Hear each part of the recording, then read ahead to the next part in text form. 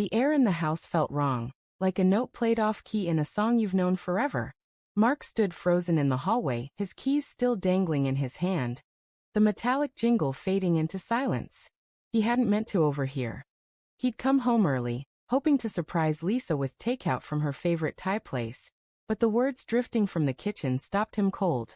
He has no idea how to satisfy a woman, Lisa's voice had said, sharp and careless, followed by her sister's muffled laugh. The words weren't just a jab. They were a blade, slicing through 10 years of marriage in a single breath. Mark's chest tightened, his breath shallow as he pressed himself against the wall, out of sight. The takeout bag grew heavy in his hand, the smell of curry turning sour in his nose. He wanted to storm in, to demand answers, but his feet wouldn't move.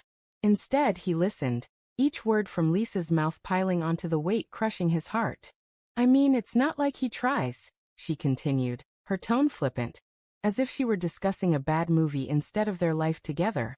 I've been faking it for years, Jen. Years.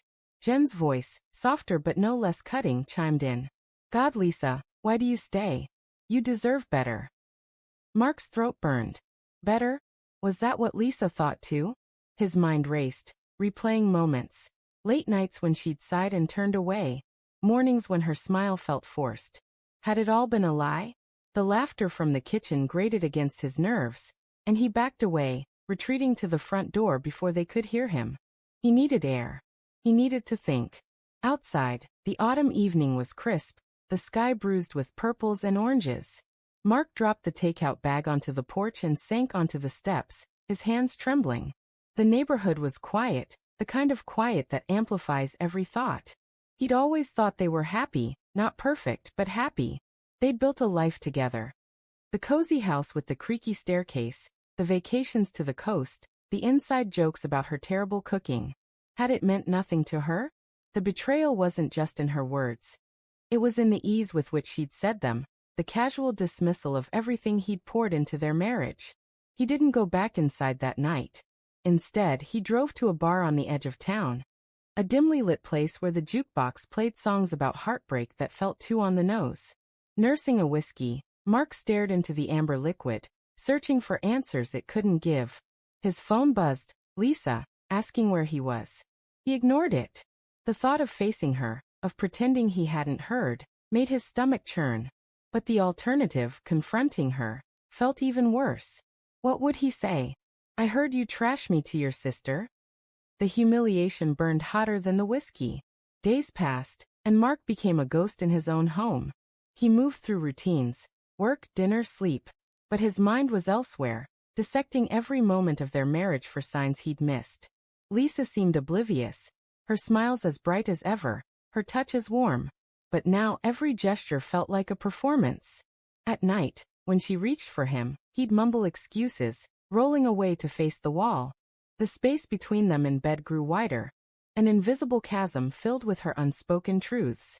The tension built like a storm. Mark started noticing things. The way Lisa's phone was always face down, the late-night texts she'd dismiss as just Jen. The way her laughter felt sharper, like it was meant to cut. He began to wonder if there was someone else, someone who, in her eyes, knew how to satisfy her. The thought gnawed at him, a relentless ache that kept him awake. He didn't want to snoop, but the need to know was stronger than his pride.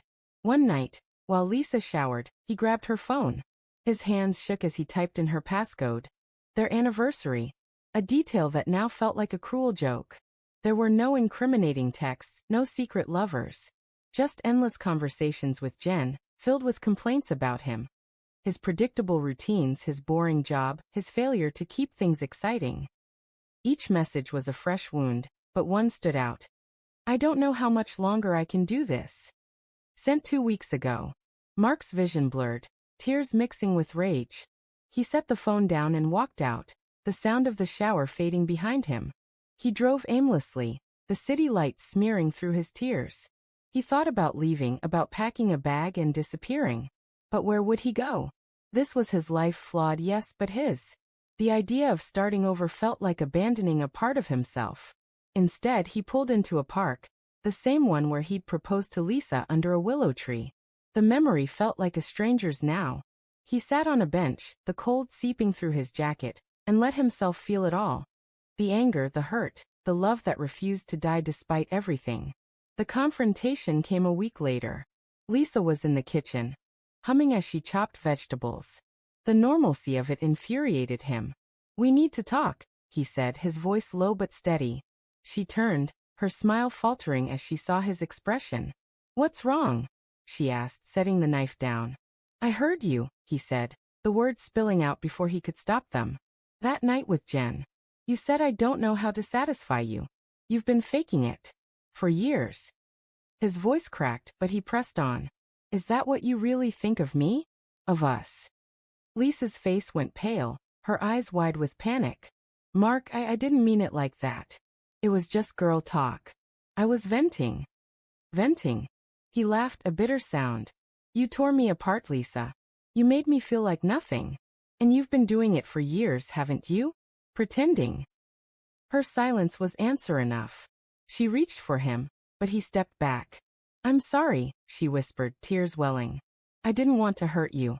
I don't know. I've been unhappy, okay? But I love you." "Love," he spat. "Love doesn't talk like that behind someone's back. Love doesn't lie." He paused, his voice softening. "I gave you everything I had, Lisa. Was it ever enough?" She sobbed, her words tumbling out in a rush. "It's not you, it's me. I've been struggling, feeling trapped. I didn't know how to tell you." But her excuses felt hollow, like lines from a script she hadn't rehearsed well enough. Mark walked away, leaving her crying in the kitchen. He didn't know what came next, divorce, counseling, or something in between. But as he stepped outside, the night air cool against his skin, he felt a strange relief. He'd faced the truth, raw and ugly as it was. For the first time in weeks, he felt like himself again, not the man Lisa's words had reduced him to.